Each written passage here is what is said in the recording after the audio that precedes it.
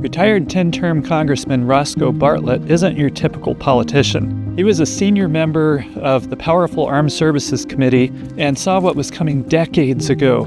Even before that, he set up what we consider to be one of the most ingenious off-grid cabins that we've ever seen in our 25 years of living off the grid and teaching folks how to do this. And his water system? It's so clever, so simple, so effective, it can keep water flowing no matter what. Even if his solar power system was knocked out. You gotta see this. The ready life into the country. The water system in the house is this a special kind of a cistern pump. If we open this valve and close this one, then we're pumping out of a spring, which is under the house here, under the cabin. And if we close this valve and open this one, we're now pumping up to a storage tank in the attic through this hose. And when the storage tank is full, it's not quite full now, but when the storage tank is full, why the excess water will run out here and you know the storage tank is full. So a little exercise in the morning and then you have running water all the rest of the day. Because we're pumping water up, a bit of force is needed. We built a little extension here that we could put onto the where you can pump more easily. And now you've got some leverage, and so you can easily pump the water up to the storage tank, which is up in the gable right up in the very top of the cabin here. Congressman Bartlett is about to take us upstairs to show us how the water system is pressurized, but I want to make sure that you understand that force pump that he was using.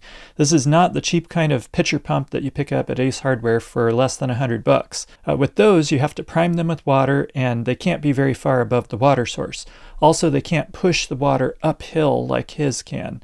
This one, it not only pulls the water from up to 20 feet below with suction, but it can also push the water uphill even further, which is exactly what Congressman Bartlett is doing here. This is a solid little pump, and I think the main source for them is an Amish type of company called Lehman's. But to be honest, the best performance options are newer stainless steel models by Simple Pump or by Bison, and they're called shallow well hand pumps. But they essentially do the same thing as this one that he's demonstrating, only they do it better. They can suction water uphill from a spring or a well that's up to 25 feet below, assuming that you're at sea level, and then they can push it uphill an additional 60 feet or more.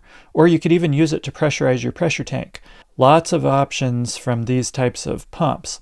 Now, if you're at a higher altitude, you're going to need to subtract 1 foot from that 25 feet of suction for every 900 feet in altitude. So if you were at 2,700 feet of elevation, for instance, you would subtract 3 feet, and that Bison or Simple Pump would be able to suction water a maximum of 22 feet instead of the 25 feet at sea level. And so while the Simple Pump and the Bison are better options, technically, they're also more spendy. And so this old-fashioned pump that Congressman Bartlett is using it's a good buy for the money, as long as you aren't needing the best performance. There's a ladder on each end because there's a bedroom on each end and you'd like some privacy. I'd like first to look at the water system here. The pressure for the system is this tank right above us here. And the cabin was just large enough I can get the tank in and walk under it, as you can see.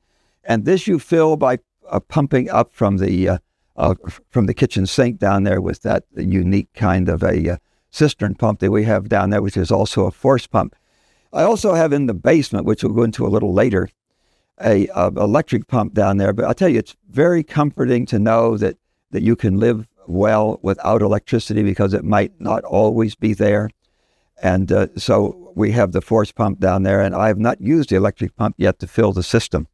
What he's describing here is a miniature version of what we call a gravity flow water system. Once you get the water into an upper tank, gravity pushes it down, and the further up that tank is elevated, the more pressure that's generated. In fact, for every 2.3 feet that you go up, you'll get around 1 pound per square inch, or PSI, of pressure.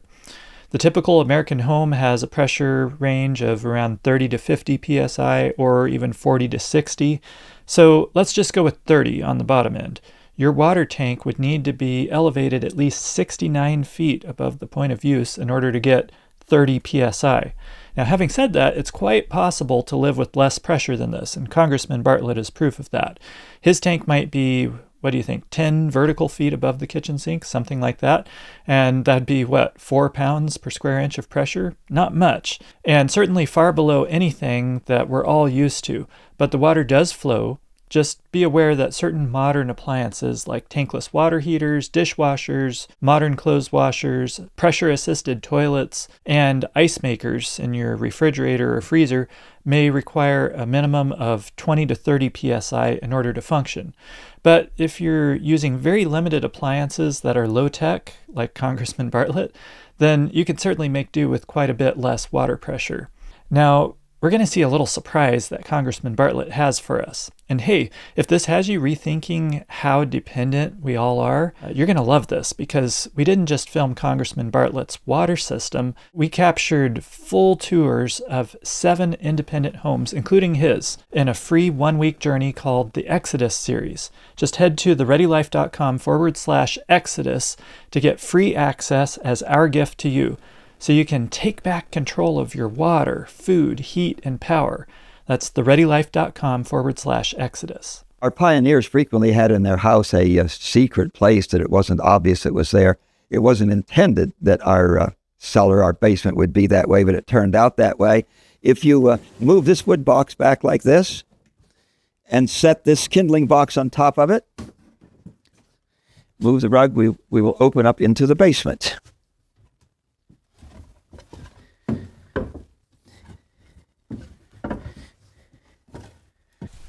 The house is built over a spring, and you'll see the kind of a basement floor that we put in to accommodate that. Let me go down now into the basement and turn the light on, and then we will move down into the basement so we can see what's there.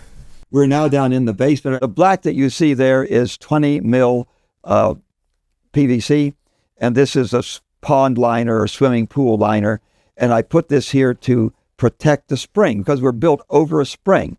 You can see electric pump back there that I mentioned earlier. I've never used that pump. I always simply used a hand pump. And you can see there the hose going up for the hand pump. By the way, at the bottom of I have a one-way valve down in the spring. So to drain the system, you'll see a silcock there. And when it's going to freeze, I simply put a bucket under that, and I'd get out maybe a quart or so of water that runs out of that hose up to the pump. And then to protect the PVC, this floor is just loose laid 1/2-inch treated plywood. If you have the luxury of having a spring above you, by all means capture that spring and have automatic gravity flow.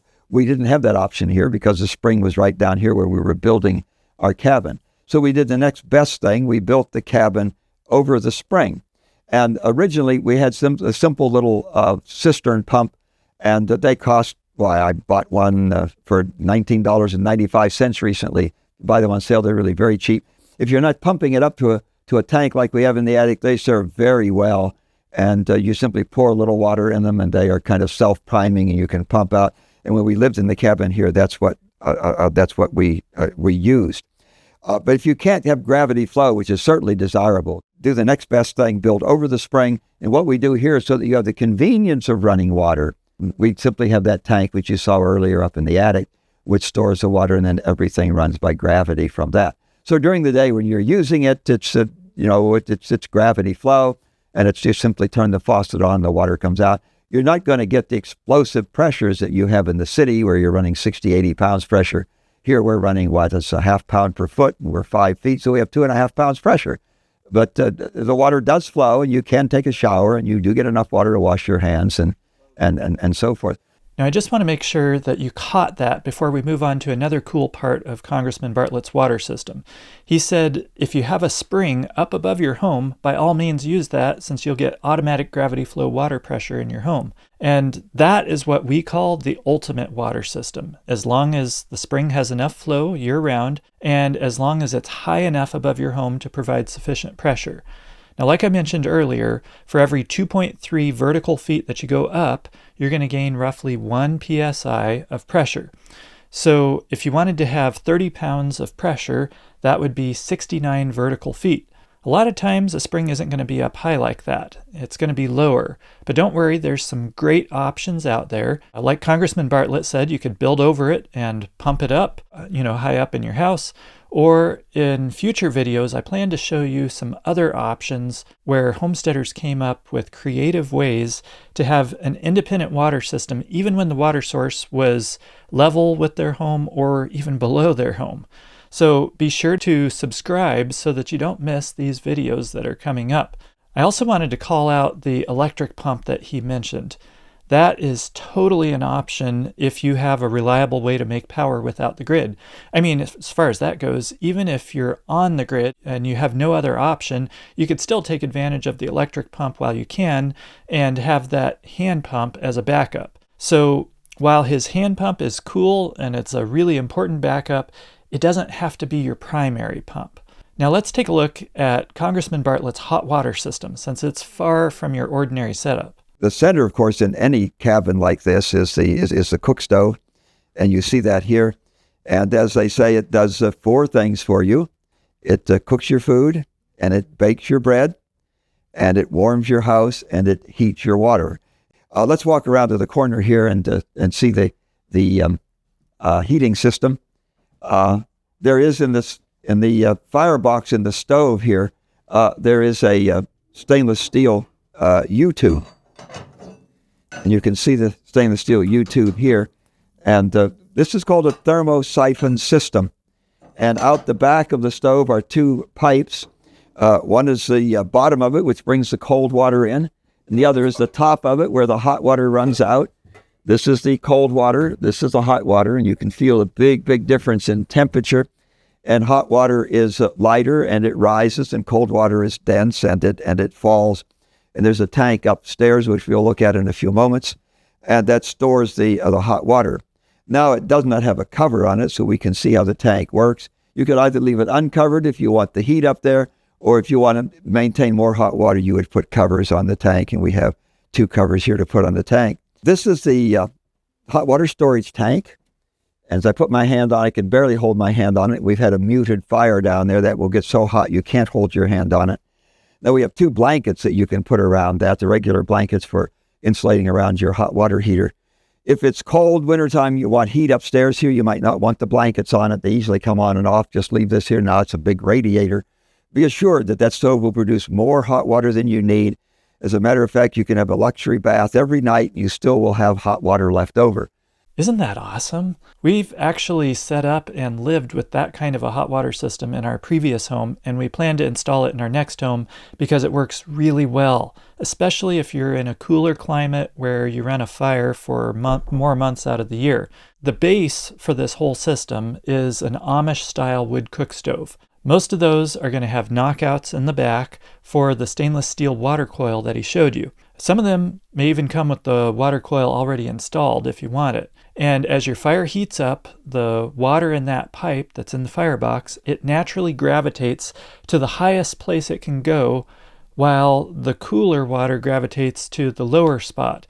And it ends up starting a thermosiphon action where the hot water rises through the pipe going to the upper port in your range boiler, while that action is going to pull in the cold water behind it, thus circulating the water through the coil and through your range boiler tank, heating up the whole tank surprisingly quickly if you have a good fire going. And all this is happening without any electricity, just on the principle of heat rising. We call it a thermosiphon system. Now, some good wood cook stoves some good brands are the Margin Stoves Flame View, the Kitchen Queen, which is what we've previously used, the Pioneer Made Princess, but there's also a newer one I've been getting some really good feedback about lately, and it's called the Heco stove, H-E-C-O. So those are some great options because you can not only heat your water with them, but you're also heating your home, cooking your food, and baking your food with one fire. And they're surprisingly convenient. I know it sounds really old-fashioned, but these modern stoves, they work really well. Now, the obvious elephant in the room is, how do you heat your water in the summer when you don't want to run the wood cook stove. One option is what the Amish sometimes do. They either have a summer stove installed out on a covered porch, or else they move their stove out on the porch every summer so they can continue to heat their water and cook their food. And they have a stovepipe rigged up out there on the covered porch. Now, if that's too rustic for you, you could plumb in a propane water heater in line where the hot water from your wood cook stove flows through the propane water heater before it goes to your home. Then you could turn the water heater on whenever it's needed, or you could even leave it on so that it just tops off the temperature whenever the water is warm but not hot. And in a future video, we're going to show you a way to use the sun to top off that water temperature when it's hot outside and you don't want to have to run your wood cook stove. Isn't it incredible to see what's possible when you break free from the grid? But here's the thing, this is just one of 7 homes we toured that are living independently in different ways. You can take a free 1-week journey with us through all of them right now at thereadylife.com/Exodus. It's real families, real solutions, and real inspiration for your journey to freedom. Go there now, sign up for free, and start your Exodus today. That's thereadylife.com/Exodus. And be sure to check out this video that I think you're going to like.